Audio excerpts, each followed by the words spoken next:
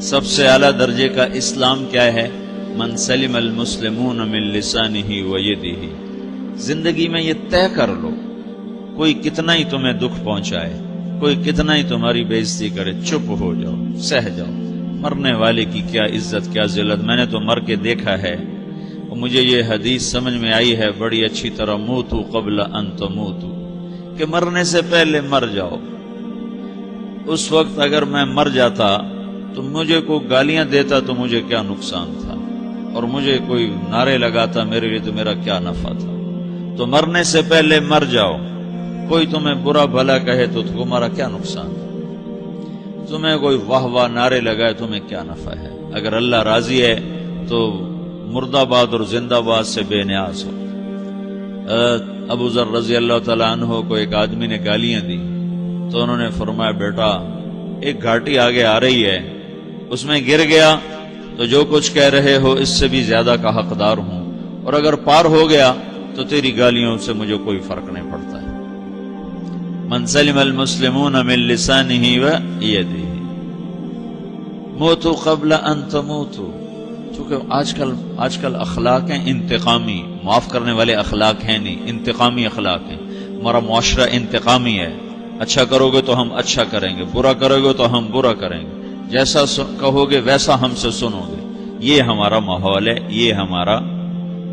ایک ماں کہہ رہی تھی دوسری ماں کو، میرے پترا کدی کسی نے واسطے سلام نہیں کیتا، بڑے فخر سے کہہ رہی ہے، ہمارے اپنے گاؤں کی بات، میرے پترا کدی نہیں کسی نے واسطے سلام کیتا، مائی جڑا کرے انہوں کریں دیں، جڑا نہ کرے انہوں پوچھ دے ہی کوئی نہیں۔ یہ وہ فخر سے کہہ رہی، جو سب سے بڑا عیب ہے وہ سب سے بڑا فخر بنا ہوا۔ میرے پترا کدی نہیں کسی نے واسطے سلام کیتا۔ جب ماں باپ نے یہ سبق دیا تو اولاد کا کیا قصور ہے؟ ہمارا معاشرہ انتقامی ہے، ایک کی 10 سنانے کا ماحول ہے، تو آپ 100 کی ایک بھی نہ سناؤ۔ احنف بن قیس رضی اللہ تعالیٰ عنہ پہ ایک آدمی نے چڑھائی کر کہنے لگا، ایک سناؤ گے نا تو 10 سنو گے میری طرف سے۔ تو احنف بن قیس کہنے لگے، بھائی تو مجھے 100 بھی سنائے گا نا تو میری طرف سے ایک بھی تو نہیں سنے گا۔ ایک آدمی ان کی بڑی بےزتی کر رہا تھا اور وہ چل رہے تھے، اور وہ 100 گالیاں بک رہا ہے۔ جب آ گیا نا قریب شہر تو کہنے لگے، دیکھا میرا قبیلہ یہاں رہتا ہے، اگر کسی نے سن لیا نا تو تیری بڑی دھلائی کر دے گا، تو نے جو مجھے گالیاں دینی میں کھڑا ہوں یہیں تو دے لے، تو اپنا سارا زور پورا کر لے تاکہ آگے تجھے کوئی تکلیف نہ پہنچا دے میری وجہ سے۔ تو وہ پاؤں پہ گر کے معافی مانگنے لگا کہ واقعی تو بڑے حلم والا ہے۔ وہ مشہور تھے اپنے حلم میں، بردباری، اور لوگ ان کا امتحان لینے آیا کرتے تھے،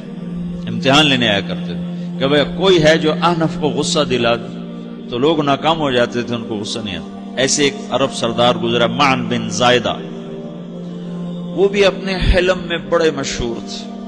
ایک دفعہ لوگوں میں شرط لگ گئی کہ کوئی ہے معن بن زائدہ کو غصہ دلائے تو ہم اس کو انعام دیں گے۔ تو ایک شاعر نے کہا، میں غصہ دلاتا ہوں، تم دیکھنا ایسے سیخ پا ہو جائے گا جیسے جانور۔ تو وہ چلا گیا اس کی مجلس میں، دربار لگا، عرب سردار تھا بہت بڑا، دربار لگا ہوا، تو کہتا السلام علیکم، وعلیکم السلام۔ تو معن بن زائدہ پر ایک دور بڑے فقر کا گزرا تھا، پھر اللہ نے اس کو بہت بڑی سرداری دی، بنو عباس کا بہت بڑا یہ وزیر گورنر تھا۔ تو کہتا اتذکر اذ لحافک جلد شاۃ واذ نعلاک من جلد البعیر، کیوں بھائی تجھے یاد ہے جب تیرا بستر بکری کی کھال تھا اور تیرے جوتے اونٹ کی کھال کے تھے؟ تو کہنے لگا کیوں نہیں یاد، بھلا کوئی ماضی بھی بھولتا ہے؟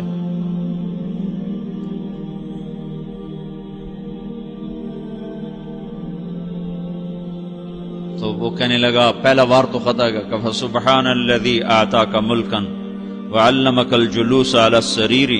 تو پھر ساری تعریفیں تو اللہ کی ہیں جس نے تیرے جیسے کو تخت پہ بٹھا دیا۔ کہاں بھئی ساری تعریفیں اللہ کی ہیں، میری تو کوئی اوقات نہیں۔ تو کہنے لگا، سأرحل عن دیار انت فیہا وان جار الزمان علی الفقیر، جہاں تیرے جیسا حکمران ہو وہاں مجھے رہنا گوارا ہی نہیں ہے، میں یہاں سے چھوڑ کے نکل جاؤں گا چاہے کتنی تکلیف اٹھاؤں۔ بڑے دربار میں یہ ایک گورنر اور وزیر سے بات ہو رہی ہے، تو وہ کہتا ہے اچھا بھائی اگر تو ہمارے پاس رہے گا تو ہم تیرا اکرام کریں گے، اور اگر تو جانا چاہتا ہے تو پھر رافقت کا سلام، تو وہ یہ وار بھی خالی گیا تو پھر کہنے لگا فجد لی یبن ناقصۃ بمال،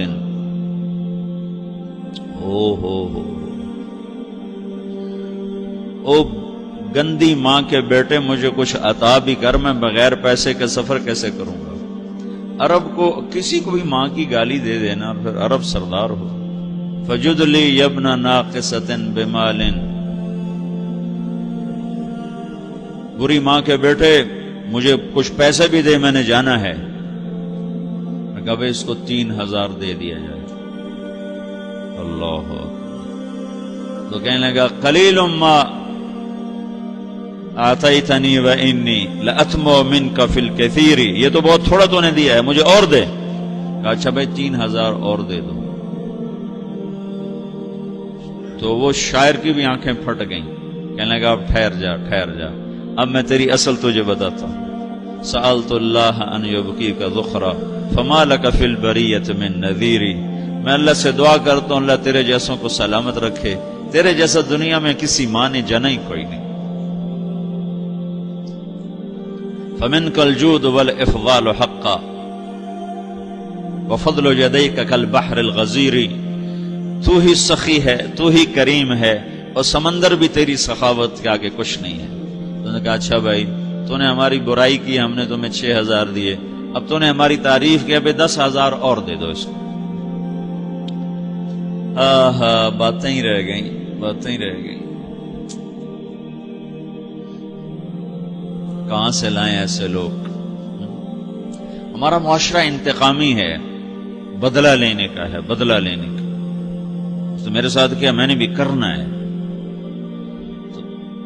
اعلیٰ درجے کا اسلام یہ سکھا رہا نہیں چپ ہو جاؤ، سلامت بن جاؤ، سلامتی بن جاؤ، سلامتی کی علامت بن جاؤ. من سلم المسلمون من لسانہ ویدہ.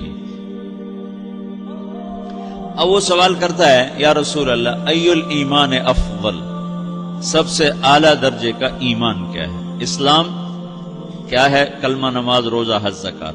اعلیٰ درجے کا اسلام کیا ہے؟ من سلم المسلمون من لسانہ و یدہ.